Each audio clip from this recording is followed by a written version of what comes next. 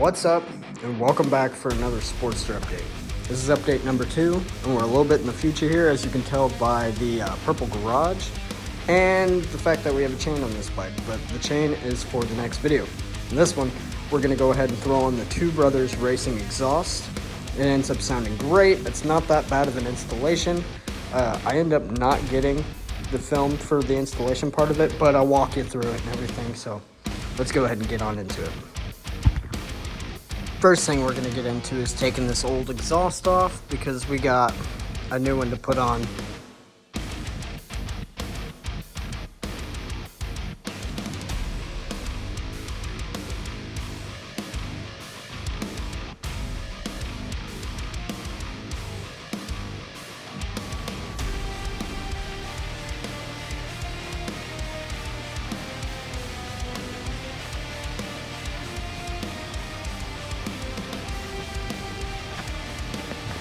So I didn't record the installation because it was my first time and it was awkward and I was kind of figuring it out.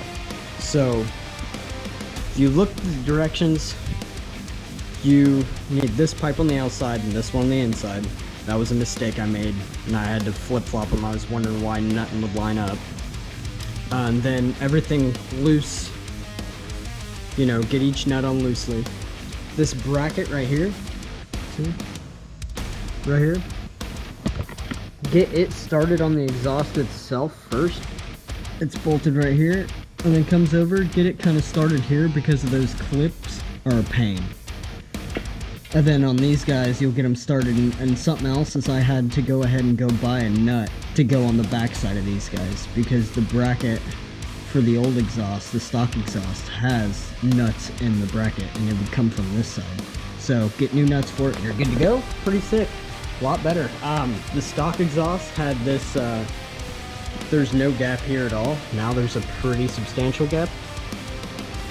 And there's so much clearance everywhere from everything. I like it a lot. Sounds great. And for a quick comparison,